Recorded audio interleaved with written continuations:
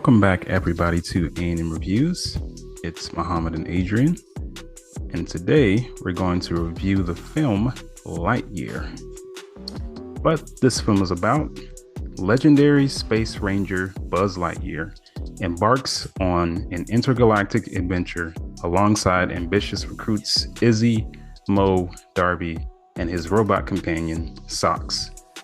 As this motley crew tackles their toughest mission yet, they must learn to work together as a team to escape the evil Zurg and his dutiful robot army that are never far behind. So, what did you get from the film Lightyear? So I really like the movie. It's interesting because it's a Pixar cartoon movie about a character who we saw as a toy first. So I would imagine this is like this universe's.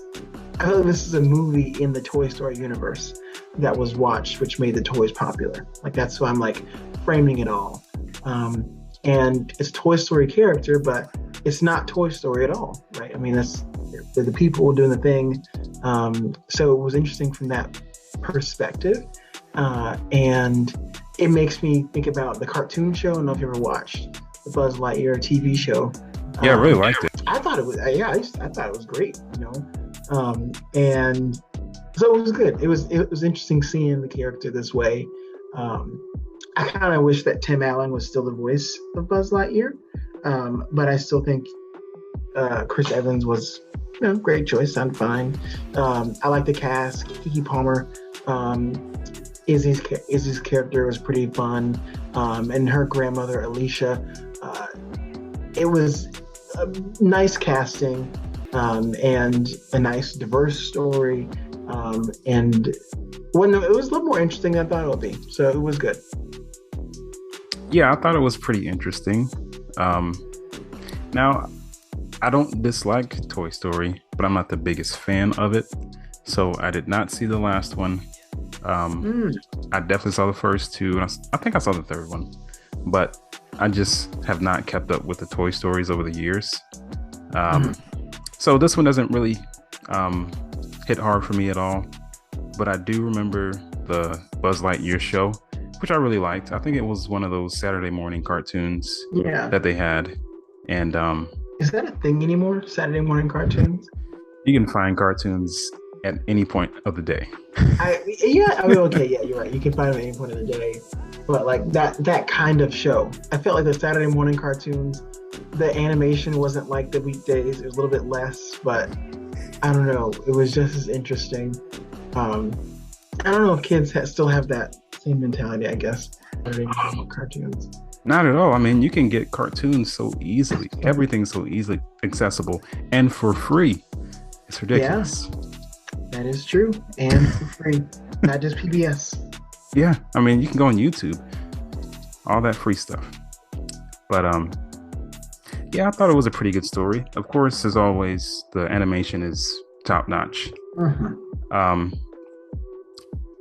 I guess I haven't really watched any of the Toy Stories in a while, so I didn't really notice the voice change as much with Chris Evans and Tim Allen. I'm not sure why they decided to replace him. Do you know why? I don't know. I've not looked into it. My only guess is, technically it's, Google wants to know. But it's technically a different character. And it looks like, in a report, Pixar says they wanted to differentiate the two characters, but they're not the same person. Tim's version was a little goofier, a little dumber, and he's the comic relief. And this Buzz is the action hero. So, they want to make sure that it's clear it's a different character, because this is a Buzz Lightyear that existed, or at least was in a movie, and the toy was a toy. Yeah, irreconcilable differences. Yeah. Did you hear that? I said irreconcilable differences. Irreconcilable differences. Yeah. And that's only something that we would, like adults who paid attention to the films, would even notice, and probably not even all of them. But the kids who this movie is for, I'm sure they wouldn't even know. Oh yeah, I mean, the kids of today, I mean, they weren't alive when the first one came out. Right? Did they even watch Toy Story? I was barely alive at the time, so. Yeah, the first one came out. Actually, you weren't alive. The first one was in the 90s. The first one. Yeah, I think it was 1995. Really? Wow. See, and it was the first Pixar computer, CGI film.